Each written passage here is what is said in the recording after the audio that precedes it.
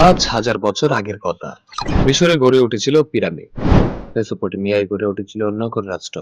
ঠিক তখনই মেসোপটেমিয়ার পূর্ব দিকে জন্ম নিচ্ছিল আরেক সভ্য এলাম, তাদের রাজধানী সুসা। এই জনপদের এই উত্তর পূর্বাঞ্চলে খ্রিস্টপূর্ব প্রায় ১৫০০ সাল নাগাদ এসে পৌঁছায় আর্য জাতি গোষ্ঠী। তারা নিজেদের বলতো আরিয়া। তাদের বাসা থেকে জন্ম নেয় আরিয়ানা, যার অর্থ আর্যদের ভূমি। আর এখান থেকেই ইরান নামের আবিধানিক জন্ম। সুপ্রিয় দর্শক, আমাদের আজকের এই ভিডিওর মাধ্যমে আমরা জানতে চেষ্টা করব পারস্য থেকে কিভাবে ইরান হলো। তো চলুন শুরু করি। ১১,০০০ বছর পর খ্রিস্টপূর্ব ষষ্ঠ শতাব্দীতে এক নামহীন পাহাড়ি উপত্যকা থেকে উঠে এলেন এক যুবক, যার নাম সাইরাস, যিনি হাকামিনীদের পতাকা তুলে গড়লেন ইতিহাসের প্রথম সাম্রাজ্য। দখল করেন ব্যাবিলন। ধ্বংস বা প্রতিশোধের পথে তিনি না হেঁটে ঘোষণা করেন, ধর্ম হবে স্বাধীন, দাস হবে মুক্ত, অমানুষ হবে মানুষ। ইতিহাস তাকে স্মরণ রাখলো সাইরাস সিলিন্ডারের মাধ্যমে, যাকে অনেকে বলেন বিশ্বের প্রথম মানবাধিকার ঘোষণাকারী। তার হাত ধরে গড়ে ওঠে আচেমেনিদ সাম্রাজ্য। গ্রিক লেখকেরা এই সাম্রাজ্যকে ডাকতে শুরু করে পারসিস নামে, যার উৎস ছিল পার্সা। গ্রিক কল্পনা কাহিনীতে এ নাম আরো রোমান্টিক রূপ ধারণ করে। তারা পারস্য শব্দটিকে জুড়ে দেয় গ্রিক নায়কদের নামের সঙ্গে। কাহিনীতে বলা হয়, পারসিউস মেডুসা বিনাশী বীর এক পুত্রের জন্ম দেন, নাম ছিল পারসেস। আর সে পারসেসে নাকি পরবর্তী সময়ে পারস্য জাতির আদি পিতা হন। এটি হলো উপকথা, ইতিহাস না হলেও এতে ফুটে ওঠে প্রাচীন বিশ্বের পারস্যের নাম ও মর্যাদার কল্পিত রহস্যময় বিস্তার। এভাবে একটি আভ্যন্তরিক সাংস্কৃতিক ইরান আত্মপরিচয়ের পাশাপাশি জন্ম নেয় পারস্যের কিংবদন্তি, যে নামের পেছনে ছিল মিথ ও বাস্তবতা, ইতিহাস ও কল্পনার অনন্য মিশ্রণ। পারস্য নামটি আদতে এই ভূখণ্ডের নিজস্ব পরিচয় ছিল না। এটি ছিল বাইরের জগৎ তথা প্রাচীন গ্রিকদের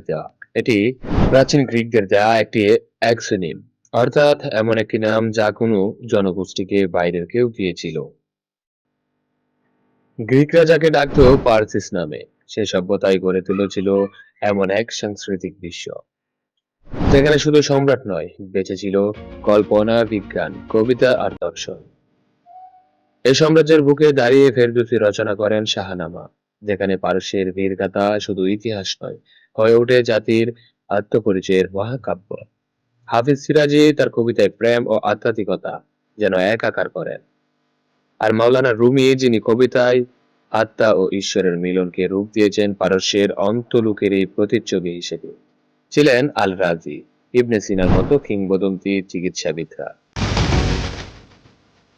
গণিতে অমর কৈরামের অবদান যেমন ছিল জ্যামিতিতে, তেমনি ছিল রুবাইয়াতে, সময়ের ক্ষণস্থায়িত্ব আর প্রেমের মধুর বিষাদের কবিতায়। আজও ইস্পাহানের নীল গম্বুজ, সিরাজের গোলাপ বাগান বা পর্তুগিজের ধ্বংসস্তূপ, প্রত্যেকটি স্থানে সেই ইতিহাসের স্তম্ভ ধ্বনিত হয়। এভাবেই পারস্য শুধু একটি রাজনৈতিক সত্তা ছিল না, এটি ছিল চিন্তা, সৌন্দর্যের ও আত্মার এক পূর্ণাঙ্গ মহাবিশ্ব। কিন্তু সময় বদলায়। একদিন সেই পারস্য নামটিও ইতিহাসের পাতায় পড়ে থাকে, রাষ্ট্র নামের খাতায় লেখা হয় ইরান। খ্রিস্টের জন্মের আগের পারস্য। ইরান আর পারস্য এ দুটি নামের বিভাজন শুধু ভূগোল বা রাজনীতির মধ্যে সীমাবদ্ধ নয়, বরং এটি এক গভীর ঐতিহাসিক ও দার্শনিক বিতর্কের কেন্দ্রবিন্দু। অনেক ঐতিহাসিক ও মধ্যপ্রাচ্য বিশেষজ্ঞরা মনে করেন, এই দুই নামকে সমর্থক ভাবার প্রবণতা আসলে একটি ঐতিহাসিক বিভ্রান্তি। কারণ জাতীয় পরিচয় বা রাষ্ট্রকেন্দ্রিক জাতীয়তাবাদের ধারণা মধ্যপ্রাচ্যে তুলনামূলকভাবে সাম্প্রতিক সময়ের সৃষ্টি।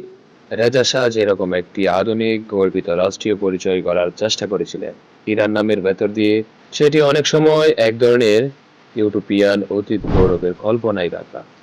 ১৫ শতকের ৩০-এর দশকে রেজা শাহ আধুনিকরণ ও জাতীয়তাবাদের প্রেক্ষাপটে বিদেশি দূতাবাসগুলোকে অনুরোধ করেন তার দেশকে ইরান নামে সম্বোধন করতে।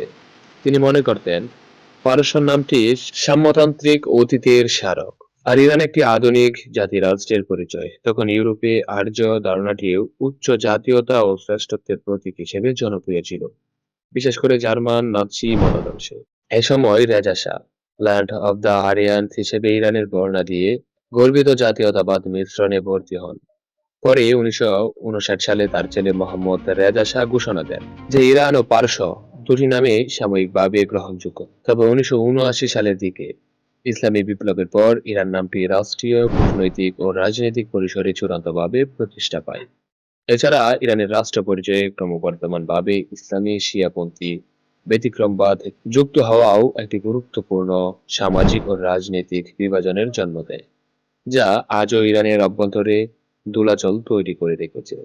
তবে রেজা শাহ ইরান নামকরণ করলেও ভাবমূর্তি নির্মাণে প্রাচীন পারস্যের সম্রাটদের নাম ও ইতিহাস ব্যবহার করেন। তিনি অতীত গৌরবের সঙ্গে বর্তমান রাষ্ট্রকে যুক্ত করার জন্য বারবার ফিরে যান সাইরাস দারিউসদের দিকে, যাতে নতুন ইরান একটি সুশাসিত ও মহামান্বিত উত্তরাধিকারের দাবিদার হতে পারে।